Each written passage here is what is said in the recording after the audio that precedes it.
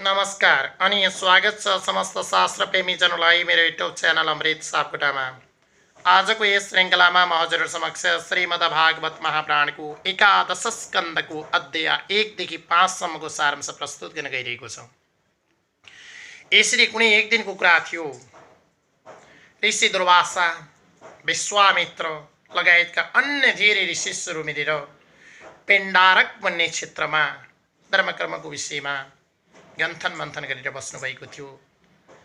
शास्त्रका विषयमा अनि मानिसका समग्र मानिसको उद्धारका निम्ति कस्ता कस्ता कर्महरू गर्नुपर्छ, वैद शास्त्रको अध्ययन कसरी गर्नुपर्छ, कसरी आफ्नो धर्मको पालना गर्नुपर्छ भन्ने विषयमा छलफल भइरहेको थियो। दुर्वासा, विश्वामित्र लगायतका ऋषिहरूको त्यही क्रममा यता श्रीकृष्ण भगवानका छोरा र नातिहरू घुम्दै घुम्दै घुम्दै घुम्दै त्यही पिण्डारक क्षेत्रमा पुग्नुभयो। यसरी केही छोरा र नातिहरू पिण्डारक क्षेत्रमा पुगिसकेपछि उहाँले देख्नुभयो ऋषि दुर्वासा, विश्वामित्र लगायतका धेरै ऋषिहरू बसेर धर्मकर्मको विषयमा छलफल गरिरहेका थिए। शास्त्रका पदहरूमाथि छलफल गर्दै थिए। त्यही क्रममा यता यसो कृष्णका छोरा र नातिहरू देखेपछि उनमा मनमा शङ्का उठ्यो। ओहो, यी ऋषिहरू त अत्यन्तै जान्ने हुन्छन् भन्छन्। यिनी त भूत, वर्तमान र भविष्य सबै कुरा जान्दछन् रे। यिनको क्षमता कस्तो हुन्छ त्यो आज परीक्षा लिनु पर्यो। सबैले त भन्छन् ऋषिले सबै जानेका हुन्छन्। उनीहरू भूत जान्दछन्, वर्तमान जान्दछन्, भविष्य जान्दछन्। को कहाँबाट के कसरी आयो सारा बताउन सक्छन्। यस्ता सारा लीलाहरू बताउन सक्ने ऋषिहरूको परीक्षा लिनुपर्छ आज। किनभने सबैले एउटा राम्रो छ भनेर त्यसको पछाडि लाएर त भएन। राम्रो या नराम्रो छुट्याउने त आफ्नो कर्तव्य हो। आफूले जसरी पनि छुट्याउनुपर्छ। ठिक यहाँ होइन। सच्चै ऋषिहरू सबै कुरा जान्ने हुन् कि होइनन्। भूत, वर्तमान र भविष्य तिनले भन्न सक्छन् कि सक्दैनन्, इङ्गित गर्न सक्छन् कि त्यो परीक्षा आज लिनुपर्छ भने सोचे श्रीकृष्ण भगवानका छोराहरू र नातिहरूले। यसो सोचिसकेपछि अब के गर्ने त, परीक्षा त लिनु पर्यो। परीक्षा भने जटिल परीक्षा लिनुपर्छ। जटिल परीक्षा जसले पार गर्छ, जसले जटिल परीक्षामा सफलता लिन्छ त्यो नै ज्ञानी हो, त्यो नै विद्वान हो, त्यो नै सक्षम हो भनेर चिनिन्छ। अब यो सामर्थ्य छुट्याउनुपर्छ, परीक्षा दरै लिने सोचाइ आयो। आखिर यसरी कृष्ण भगवानका छोरा र नाति हुन्, उपायहरू नभेट्ने त कुरै भएन। उपाय फेर्न थाल्यो।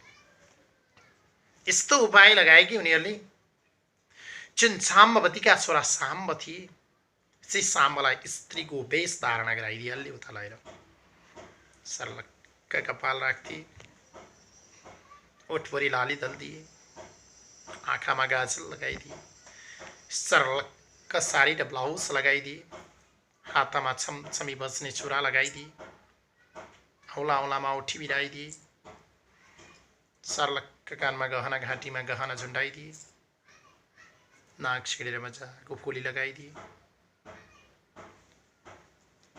सारा स्त्री परम सुन्दर स्त्री बनाए साम्बवतीका छोरा साम्बलाई श्रीकृष्ण भगवानका छोरा र नातिहरू मिलेर। त्यस पछाडि सर्लक्क साडीमा सजिएकी ती स्त्री, हुन त पुरुष थिए, साम्ब थिए, उनलाई सजाएर उनको पेटमा गर्भ भई जस्तो केही टालाहरू भित्रबाट हालेर पुट्टको पेट पनि निकाल्दिए। यसरी पुट्ट पेट निकाल्दिसके पछाडि झट्ट हेर्दा मास पूर्ण भएकी गर्भावती स्त्री जस्तै देखिन्। छन् साम्बवतीका छोरा साम्ब थिए उनी। हुन त पुरुष थिए तर महिलाको रूपमा परिवर्तन गरी। त्यस पछाडि जहाँ ऋषिहरू दुर्वासा र विश्वामित्र लगायतका ऋषिहरू बस्नु भएको थियो त्यही ठाउँमा यताबाट श्रीकृष्ण भगवानका छोरा र नातिले उनलाई लिएर गए।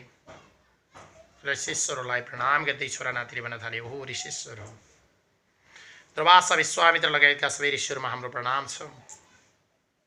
भनेपछि ऋषिहरूले ओहो तपाईँहरू कहाँबाट कसरी आउनुभयो, के छ कुरा भनेपछि श्रीकृष्ण भगवानका छोरा नातिहरू बोल्न थाल्छन्। ऋषिहरू, हामीमा एउटा बडा शङ्काको विषय रह्यो। त्यो शङ्काको विषय मेटाउनका लागि हजुरहरू समक्ष आयौँ। हजुरहरू अत्यन्तै दूरदर्शी, भूत वर्तमान भविष्य जान्ने यस्ता ऋषेश्वरसँग आएपछि केही उपाय चल्छ कि भनेर आएको साह्रै शङ्काको विषय छ। त्यस पछाडि दुर्वासा विश्वामित्र लगायतका ऋषेश्वरले भन्न थाल्नुहुन्छ के हो त्यो शङ्काको विषय। त्यस पछाडि यता कृष्णका छोरा र नातिहरू बोल्न थाल्छन्, ओहो ए स्त्री सारे गर्भवती छन्, मास पूर्ण हुन थालिसक्यो, तर यो गर्भमा रहेको बच्चा छोरा या छोरी हो हामीलाई अहिलेसम्म अन्यलमा छौँ। छोरा भयो भने त ठिकै होला, बहादुर र पराक्रमी होला, छोरी भई कस्ती छोरी जन्मेलिन्, यो विषयमा हामीलाई शङ्का छ ऋषेश्वर, हाम्रो शङ्का भेटाइदिनुहोस्। त्यस पछाडि ऋषेश्वरहरूले साँच्चै भूत वर्तमान भविष्य जान्नुहुन्थ्यो। यसो अन्तर्दृष्टिले हेर्नुभयो भने उहाँले त्यो आजको एक्सरे भिडियो एक्सरेले भेट्टाउनै नसक्ने गरी भेटाइदिनुहुन्थ्यो। ऋषेश्वरले यसो विचार गर्नुभयो, अन्तर्दृष्टिले हेर्नुभयो, सारा जाम्बवतीका छोरा शाम्बलाई त्यो रूप बनाएर ल्याएका श्रीकृष्ण भगवानका छोरा र नातिको चाल बुझ्नुभयो। त्यस पछाडि जुन गर्भवती भनेर ठडिएकी शाम्बवतीका छोरा साम्बती ती साम्बलाई बोलाउनु भयो र यसो शिर पुछार छुँदै भन्नुभयो, ओहो कति परम सुन्दर स्त्री रहेछन्, पेटमा गर्भ पनि रहेछ, मास पूर्ण पनि भइरहेछ, सबैलाई के जन्मनी होला भनेर चिन्ता पनि रहेछ, अब चिन्ता गर्नु पर्दैन हामी भन्दैछौँ। त्यस पछाडि ऋषिहरूको त भनाइ सुनिसके पछाडि यता श्रीकृष्ण भगवानका छोरा र नातिहरूले कान ठडायो, किनभने छोरा जन्मन्छ भने पनि गलत हुन्थ्यो, छोरी जन्मिन्छ भने पनि गलत हुन्थ्यो। हेर्नुहोस् कस्तो छ, छोरा जन्म भने पनि सुख छैन, छोरी भने पनि सुख छैन, किनभने एउटा पुरुषलाई महिला बनाएर एउटा गर्भवती महिला जस्तो बनाएर टालाहरू हालेर पुट्टा बनाएर लैएको छ श्रीकृष्ण भगवानका छोरा र नातिलाई। हो आज ऋषेश्वरहरू प्रेक्षामा फेल हुने भए, यिनको अग्नि परीक्षा भयो अब भनी सोचिरहेका थिए। त्यही क्रममा ऋषेश्वरले भन्नुभयो, तपाईँलाई साह्रै शङ्काको विषय हो नि भन्दा श्रीकृष्ण भगवानका छोरा नाति भन्छन्, हो प्रभु शङ्काको विषय बताइदिनुहोस्। त्यस पछाडि ऋषिले च्याट्ट छँदै भन्नुभयो, यी स्त्रीबाट छोरा पनि जन्मिँदैन, छोरी पनि जन्मिँदैन, कुनै पनि जन्मिँदैन, जाऊ। त्यस पछाडि श्रीकृष्ण भगवानका छोरा र नातिले भन्न थाले, ओहो छोरा नि जन्मिँदैन, छोरी नि जन्मिँदैन, किन यत्रो मास पूर्ण भएको छ, के छ त भित्र, फेरि सुन्न थाले। त्यस पछाडि ऋषि कुमारले अब सारा अन्तर्दृष्टिले हेरिसक्नु भएको थियो, श्रीकृष्ण भगवानका छोरा र नातिको चाल बुझिसक्नु भएको थियो। त्यस पछाडि साह्रै रिस उठ्यो ऋषिलाई, किनभने अग्नि परीक्षा लिने एउटा सीमा हुन्छ, कहिले पनि विद्वानको धेरै अपमान गर्नु हुँदैन, किनभने धेरै अपमान भयो भने विद्वानले त बदला लिन खोजिहाल्छन् नै। त्यस पछाडि पुनः श्रीकृष्ण भगवानका छोरा र नातिले सोधेपछि ऋषि क्रुद्ध हुँदै रिसाउँदै भन्दिनु भयो, यसबाट छोरा पनि जन्मिँदैन, छोरी पनि जन्मिँदैन, तर तिम्रो सारा कुलको अन्त्य गर्ने गरी मुसल जन्मिनेछ, जाऊ, तिम्रो परीक्षा सिद्धि भन्दिनु भयो। त्यस पछाडि श्रीकृष्ण भगवानका छोरा नाति नतमस्तक, त्यो भिण्डारक क्षेत्रमा आएको कसैलाई पनि थाहा छैन, न बलरामलाई थाहा छ न कृष्णलाई थाहा छ त्यो कुरा। यता ऋषि त रिसाइसक्नु भयो, तिम्रो सारा कुलको नष्ट गर्ने गरी एउटा मुसल जन्मिनेछ, जाऊ भनिदिनु भयो। त्यस पछाडि नबोलिकन श्रीकृष्ण भगवानका छोरा र नातिहरू जुन जाम्बवतीका छोरा साम्बलाई स्त्री बनाएको थियो उनलाई लिएर अलि पर जान्छन् र ऋषिले नदेख्ने गरी एउटा नदीको किनारमा गएर सरला सर्लक्क कपडाहरू फेरिन्छ। यसरी कपडाहरू परिवर्तन गरिसक्दा त साँच्चै त्यो जुन कपडा राखेर पुट्ट बनाइएको थियो, मास पूर्ण भए जस्तो पेट देखाइएको थियो, त्योबाट एउटा ठुलो फलामको मुसल फट्ट भैमा झऱ्यो। अहो के अनर्थ भयो। श्रीकृष्ण भगवानका छोरा र नाति चिच्याउन थाले, गिराउन थाले, के हो त यो त खतरा भयो त, अब के गर्ने। उता ऋषिले भनिसकेका छन् सारा कुलको नष्ट गर्ने गरी मुसल खडा हुनेछ, निकति मुसलै निक्ल्यो। अब यो सङ्कटलाई त मोचन गर्नुपर्छ, जानी जानी यो सङ्कट त छान्नु हुँदैन, कसरी मोचन गर्ने त भनेपछि श्रीकृष्ण भगवानका छोरा र नातिमा एउटा जुन विचार पलायो र त्यस पछाडि उनी नदीको किनारमा बसेर एउटा ढुङ्गामा त्यो मुसललाई गोट्न थाल्यो। गरी छोराले गरी नातिहरूले पालो गरी गरी गरी गरी उनीहरूले घोट्दै गए, घोट्दै घोट्दै घोट्दै जाँदा मुसलबाट मैदाका जस्ता चुनाहरू झर्न थाले। अब यो चुनाले त के गर्ला र यस्ता मैदा जस्ता चुनाले भनेर कोहीले त्यसलाई नदीमा बगाउन थाली। साना साना चूर्णलाई नदीले बगाउँदै बगाउँदै बगाउँदै लयो। रात दिन लाएर घुटेका छन्। श्रीकृष्ण भगवानका छोरा र नातिले त्यो मुसालाई घोट्दै गइसकेपछि अन्तिममा एउटा सियो जस्तो वस्तु बाँकी रह्यो। हेर्नुहोस्, घोट्दै गएपछि त सबै त सिद्धिँदैन। ठुलो वस्तु घोट्दै गएपछि आज पनि हामीले कुरे सामग्री आलु अथवा पिँडालु मेवा नरिवल केही घोट्छौँ, अन्तिममा त्यतिको कस रहेको हुन्छ अनि भइगयो भनेर राख्छौँ, मिसाउँछौँ। त्यसरी नै एउटा सानो कण रह्यो, सिया जस्तो कण। त्यस पछाडि छोरा नातिहरूले विचार गरे, यसो अब यो सिया जस्तो वस्तुले त के गर्ला र, यसले केही गर्दैन, यत्रो मुसलको त अन्त्य गर्यो भने सियाको त केही पनि हुँदैन भने त्यो सियालाई च्याट्ट टिपेर उनीहरूले नदीमा फ्याँकिदिए। त्यस पछाडि श्रीकृष्ण भगवानका छोरा र नातिहरू आफ्नो बाटो लागे। यता त्यो सियालाई नदीले बगाउँदै बगाउँदै बगाउँदै गयो र अलि तल पुगिसके पछाडि नदीले त्यसलाई किनारा लगाइदियो। किनारा लगाइदिइसके पछाडि त्यो मुसल बाट्यो। त्यो सिया जस्तो जुन सानो चुना रहेको थियो त्योबाट गुदे भन्ने झार पलायो। त्यही ढोकाबाट गुदे भन्ने झार पलाइसके पछाडि एउटा माछा वरिपरि नदीमा त माछाहरू थिए, घुम्दै घुम्दै आएको थियो। त्यही गुदे भन्ने झारलाई स्वाट्ट उखेल्यो, निल्यो, लुछेर निल्यो, झारुम्ल्यो। कुनै माछाले त्यो सट्ट खाइदियो। यसरी माछाको पेटमा गयो त्यो। यता श्रीकृष्ण भगवानका छोरा र नातिलाई अब भयो, यता गइसक्यो, कता बगायो भन्ने थियो, केही चिन्तै थिएन, सोचेकै थिएन। अनि कुनै एक दिनको कुरा थियो, एउटा माझी सर र माछा मार्ने जाल लिएर आयो र त्यही नदीमा सर र जाल फालेको थियो। त्यही माछा ज्यापन माझीको जालमा बर्यो। त्यस पछाडि माझीलाई त त्यो माछा ठुलो थियो। ओहो, आजको त शिकार राम्रै भयो, ठुलै माछा पर्यो नि भनेर चट्ट बोकेर माछा लिएर घरमा गयो। यसो काट्न थाल्छ माछा, पेटमा त चुना छ फलामको। ओहो, यो कहाँबाट आयो, कसरी आयो त, के हो त यस्तो भने यसो विचार गर्छ। सिया जस्तो चुना। अनि उसले सोच्यो कि ठिक छ, मेरो जुन बाँड छ, बाँडमा यो टुप्पामा मैले जोड्नुपर्छ र मैले यहीबाट अस्त्र प्रहार गर्नुपर्छ भनेर आफ्नो बाँडको टुप्पामा लगेर त्यही सिया जस्तो जुन चूर्ण श्रीकृष्ण भगवानका छोरा र नातिले फ्याँकेका थिए त्यसलाई जोड्यो, बाँड तयार गरे। हेर्नुहोस्, माझीले ल्याएर उता श्रीकृष्ण भगवानका छोराहरूलाई फालियो। के भयो के मतलब, कहाँ गयो भन्ने थियो। छोरा नातिहरूलाई कसैले पनि त्यो कुराहरू पछि सम्झेनन्। उनले घरमा गएर श्रीकृष्ण बलरामलाई पनि भनेनन्। एकदमै गुपचुप शान्त तरिकाले आफ्नो जीवन आफ्नै तरिकाले चलाउन थाले। यता माझीले पनि बाँड बनायो।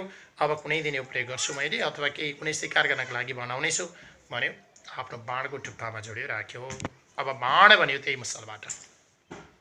त्यस पछाडि कुनै एक दिनको कुरा थियो, श्रीकृष्ण भगवान कहाँ नारदजी आउनुभएको थियो। त्यही क्रममा यताबाट वसुदेव पुग्नुभयो र वसुदेव पुगेर संसारबाट मुक्ति हुने उपाय के छ भनेर सोध्नुभयो। वसुदेवले संसारबाट अब मुक्ति लिनुपर्छ, यसको उपाय के होला भनेर सोधेपछि नारदजी भन्नुहुन्छ, ओहो वसुदेवजी, मुक्तिको उपाय भनेको त भगवानको सदा सर्वदा भजन कीर्तन गर्नु, भगवानकै ध्यान मनन कीर्तन गर्नुपर्छ। आफूले गरेका धर्मकर्म भगवानमै समर्पण गर्नु, सबै प्राणीमा भगवानको स्वरूप देख्नु अत्यन्तै हितकारी छ। कसैलाई पनि भेद नगर्नु, कसैको पनि सम्पत्ति लुटेर नखानु, कसैको पनि आत्मा नरङ्नु, सबैको आत्मालाई सम्मान गर्नु, त्योभन्दा हितकारी उपायहरूको कुनै पनि छैन। सबै प्राणीमा ईश्वर देखिन्छ र कसैलाई पनि भेद गरिन भने सबभन्दा मुक्तिको उपाय त्यही नै छ नि भने नारदजीले वसुदेवलाई बताउनुभयो। त्यही क्रममा राजा निमिले सोध्नुहुन्छ, नारायणको स्वरूप कस्तो छ, भगवान नारायण कस्तो स्वरूपको हुनुहुन्छ, भगवान हुनुहुन्छ त भनिन्छ, तर कता हुनुहुन्छ, के रूपमा हुनुहुन्छ, कस्तो स्वरूपमा हुनुहुन्छ भन्ने प्रश्नको उत्तर दिँदै विप्लायन बोल्नुहुन्छ, जसबाट संसारको सृष्टि हुन्छ, सृष्टिको संरक्षण हुन्छ, जुन प्रलयकालमा संसार जसमा लीन हुन्छ, सम्पूर्ण प्राणीका इन्द्रिय प्राण र हृदयहरूमा जसको सत्ताले सक्रिय हुन्छन्, ती परम ब्रह्म नै नारायण हुनुहुन्छ। हिजो सृष्टि क्रमभन्दा पहिला पनि भगवान नारायण हुनुहुन्थ्यो, आज सृष्टिमा पनि नारायण भगवान हुनुहुन्छ, भोलि पनि नारायण भगवान, प्रलयपछि नारायण भगवान हुनुहुन्छ। आज यो सृष्टि क्रममा यो कुनै एक दिन प्रलय भएर जानेछ, सारा जुन जगत छ यो जगत भगवानमा गएर लीन हुनेछ। र उहाँका कृपाले पुनः एकुण्टा स्वरूप लिएर एकुण्टा प्राणीको नाम लिएर फेरि यस पृथ्वीमा उदयमान हुनेछ। त्यस्ता सारा प्रलय कालमा सारा जगतको जुन प्राण गएर जसमा लिनुहुन्छ उनी परमब्रह्मा नै नारायण हुनुहुन्छ, भगवानको स्वरूप भार छ। कसैले बयान गरी साध्दै छैन, उहाँका लीला बताई साध्दै छैन। त्यही क्रममा राजा निमिले सुन्नुहुन्छ भगवानले कुन कुन अवतार लिनुभयो त? प्रश्नको जवाबमा दुर्मिलले भन्नुहुन्छ, दुर्मिलले भन्न थाल्नुभयो आफ्नो शक्तिद्वारा उहाँले स्वर्ग मर्त्य पातल 3 लोकको रचना गर्नुभएको छ। स्वर्ग मर्त्य र पातल उहाँले 3 लोकको रचना गर्नुभएको छ। यस सारा जगतलाई चलाउनका लागि यी 3 लोकलाई फरक फरक तरिकाले उहाँले चलाइरहनु भएको छ। र यसै चलाउनु रहेको लागि यी 3 लोकहरू जुन छन् यसैलाई नै विराट सृष्टि भनिन्छ। भगवानको विराट सृष्टि स्वर्ग मर्त्य र पातल जुन 3 लोक भगवानले चलाउनु भएको छ यो नै भगवानको विराट सृष्टि हो। यो भन्दा ठुलो सृष्टि अर्को छैन। भगवानले ब्रह्माको अवतार लिनुहुन्छ र नाना थरीका जुन प्राणीहरू हुन्छन् तिनीको सृष्टि गर्नुहुन्छ। ब्रह्माको जुन अवतार लिएर नाना प्राणी जगतहरू जति हुन्छ, वनस्पति जगत जति हुन्छ, यो सारा जगतमा जति पनि हामीले देखिन्छ यी वस्तुहरूको सृष्टि गर्नुहुन्छ। त्यस्तै भगवानले नै विष्णुको अवतार लिएर सारा चराचर जगतको रक्षा गर्नुहुन्छ। आखिर जन्मिसके पछाडि उत्पत्ति भइसकेपछि त्यसलाई रक्षा त गर्नु पर्यो। वनस्पति होला त्यसलाई हुर्काउनु बढाउनु पर्यो, प्राणी होला त्यसलाई खाना दिनु पर्यो, हुर्काउनु पर्यो, सन्तान उत्पत्ति गराउनु पर्यो, त्यसको बुढेसकाल पुर्याउनु पर्यो, त्यसलाई परमधाम लानु पर्यो। यो सारा रक्षा गर्ने काम जति विष्णुले गर्नुहुन्छ र उहाँ भगवानले नै शिवको अवतार लिएर प्रलय गर्नुहुन्छ, संहार गर्नुहुन्छ। अनि वनस्पति जगत प्राणी जगत बढ्दै जान्छ, हुर्किँदै जान्छ। आखिर त्यसको अन्त्य त हुनै पर्यो। कालचक्र त रचना गर्नु पर्यो। त्यो कालचक्र रचना गर्नुहुन्छ र उमेर पुगिसकेपछि लिएर जानुहुन्छ, प्रलय गर्नुहुन्छ, संहार गर्नुहुन्छ। त्यो शिवको काम हो। यसरी कहिले त ब्रह्माको, कहिले विष्णुको, कहिले शिवको रूप लिएर भगवानले आफ्ना लीलाहरू अवतारहरू देखाइरहनुहुन्छ। त्यसकारण भगवानका कुनै पनि लीला अवतार अवतारको व्याख्या गरी साध्यै छैन। त्यस पछाडि पुनः राजा निमिले सोध्नुभयो कुन कुन समयमा भगवानको कुन कुन नामले कुन कुन विधिद्वारा पूजा हुन्छ त? सत्यमा युगमा भगवान कस्ता देखिनुहुन्थ्यो, सत्य त्रेता युगमा भगवान कस्ता देखिनुहुन्थ्यो, द्वापर युगमा कस्ता देखिनुहुन्छ, कलियुगमा कस्ता देखिनुहुन्छ, उहाँका अंश अवतार त व्याख्या गरी साध्यै छैन। तर सत्य त्रेता द्वापर कलिका मानिसहरू त एउटै स्वभावका पक्कै पनि हुने छैन। त्यसमा भगवानको स्वरूप कस्तो हुनेछ, अवतार कस्तो हुनेछ, भगवानको कसरी पूजा आराधना गर्नाले मुक्त प्राप्ति गर्नेछ, मुक्ति प्राप्ति गर्नेछ भनेर निमिले सोधिसकेपछि उत्तर दिँदै करभाजन भन्नुहुन्छ। सत्ययुगमा भगवान शुक्ल वर्णका हुनुहुन्छ, शुक्ल वर्णका सर्लक्क देखिनुहुन्छ, चतुर्बाहु भएका, 4 हात भएका। चतुर्बाहुको अर्थ जहाँ जटाधारी भगवानको रूप, सर्लक्क जटा पाल्नु भएको हुनुहुनेछ। मनुष्यको मन र इन्द्रियलाई रोकेर ध्यान गर्ने जुन व्यक्ति समर्थ्य होला त्यो व्यक्तिद्वारा नै भगवान खुसी हुनुहुन्छ। भगवानको आराधना गर्नका लागि सारा मनुष्य, सत्ययुगका मनुष्यहरूले आफ्ना इन्द्रियहरूलाई, मनलाई रोकेर ध्यान मनन कीर्तन गर्नुपर्नेछ। भगवानको श्वेत वर्णका हुनुहुनेछ भगवान सत्ययुगमा। जब त्रेतायुग सुरुवात हुनेछ भगवानको रक्त वर्ण सुरु हुनेछ। रक्त भनेको रातो, रातो वर्णका भगवान देखिनुहुन्छ। उहाँ चतुर्बाहु भनेको 4 हात हुनेछन् भगवानका, मेखलाधारी हुनुहुनेछ, मैला वस्त्र लगाउनुहुनेछ। भगवानको रूप त्यस्तो हुनेछ। मेखलाधारी भगवानको रूपमा चतुर्बाहु भएर रक्त वर्णका भगवान देखिनुहुनेछ त्रेतायुगमा। मनुष्यले वेदविहित यज्ञ गरेर भगवानको आराधना गर्नुपर्नेछ, अनि मात्रै भगवान खुसी हुनुहुनेछ। वेदशास्त्र सहित जसले भगवानको आराधना पूजा आराधना गर्छ त्यहीबाट भगवान सन्तुष्टि हुनुहुनेछ। द्वापर युगमा आइसक्दा भगवान श्याम वर्णका हुनुहुन्छ।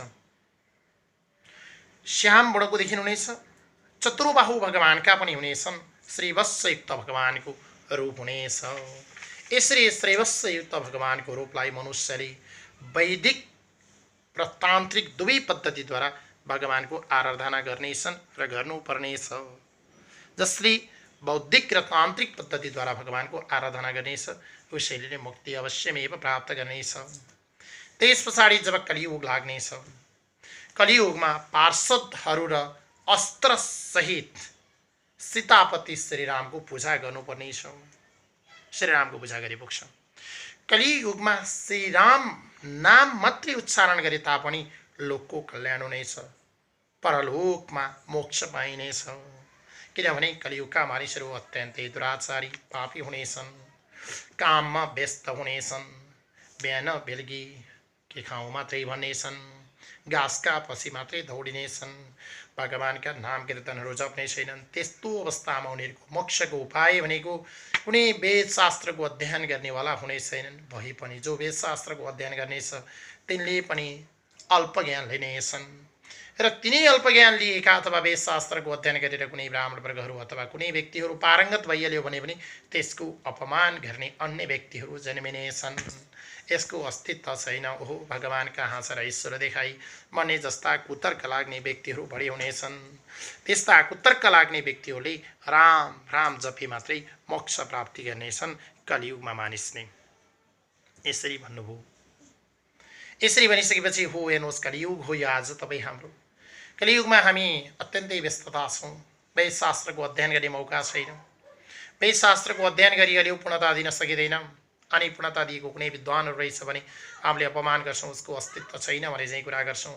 हामी कति दुराचारी छौँ।